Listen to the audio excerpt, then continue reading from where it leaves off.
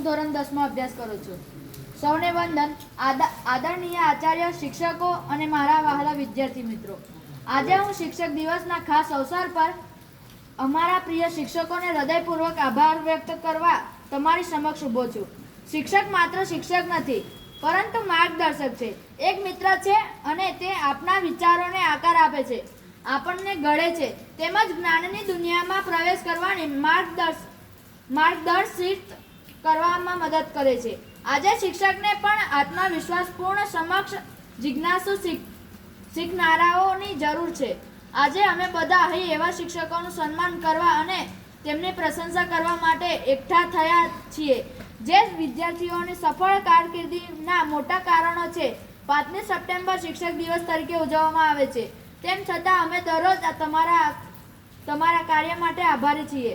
આ દિવસ ઇતિહાસ વિશે થોડું બોલવા માંગુ છું. હું આપની રજા લઉં છું.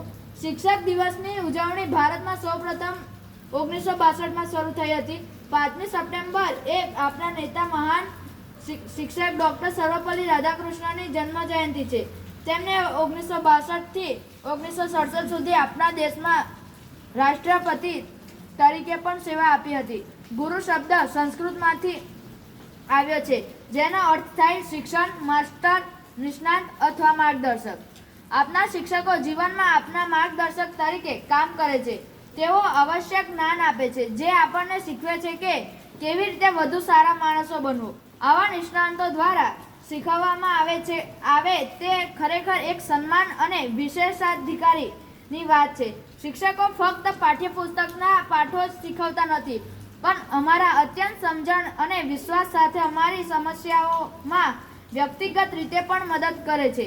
અમારા શિક્ષકોએ અમને સ્થિતિસ્થાપકતા અને કૃતજ્ઞતા જેવા મહત્વપૂર્ણ જીવન પાઠ શીખવ્યા છે. તેઓ અમને બતાવે છે કે આપના સખત મહેનત કરીને અને ક્યારેય હાર ન માનીને ક્યાં સુધી જઈ શકીએ છીએ. જીવનમાં પ્રેરણા માટે અમે હંમેશા અમારા શિક્ષકો તરફ ધ્યાન આપીશું. જો કોઈ ઈચ્છે તો શિક્ષકના ઉપદેશો ગમે ત્યાં મેળવી શકાય છે. ઉપદેશો નાની નાની બાબતોમાં પણ રહેલા છે અને તે આપણને મહાન કાર્ય કરવા માટે પ્રેરણા આપી શકે છે. માતા પિતા આપના પ્રથમ શિક્ષક છે. બાળકો પાસેથી પણ ઘણું બધું શીખવા મળે છે અને આપણે જે પ્રકૃતિથી ઘેરાયેલા છીએ તે પણ અમે ભાગ્યશાળી છીએ કે અમે તમારા જેવા મહાન શિક્ષકોથી ઘેરાયેલા છીએ અને તમે અમારા માટે જ મહેનત અને ઉદારતા દર્શાવી છે. તે બદલ તમારો આભાર. આ દિવસે અમે વિદ્યાર્થીઓ તરીકે અમારા શિક્ષકો પાસે અદ્ભુત અને આરામનો સમય હોય તેની ખાતરી કરવાની જવાબદારી લઈએ છીએ. અમે આશા રાખીએ છીએ કે અમારા દ્વારા શાળામાં થતી વિવિધ પ્રવૃત્તિઓ અને કાર્યક્રમોમાં તેઓ પણ થોડી મજા આવશે એવું અમે કાર્ય કરીશું. શિક્ષકોની ભૂમિકા ભજવવા માટે વિદ્યાર્થીઓ પરંપરાગત વસ્ત્રો પહેરશે અને શિક્ષકો એક દિવસ માટે વિદ્યાર્થીઓ તરીકે આનંદ માનશે. મને આ યાદગાર દિવસ પર ભાષણ કરવાની તક આપવા બદલ આભાર.